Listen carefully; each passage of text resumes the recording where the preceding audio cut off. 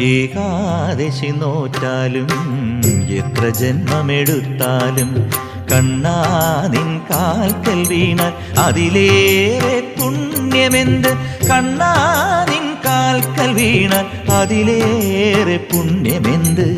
ഏകാദശി നോറ്റാലും എത്ര ജന്മമെടുത്താലും കണ്ണാ നിൻ കാൽക്കൽ വീണാൽ അതിലേറെ പുണ്യമെന്ത്. കണ്ണാ നിൻ കാൽക്കൽ വീണാൽ അതിലേറെ പുണ്യമെന്ത്.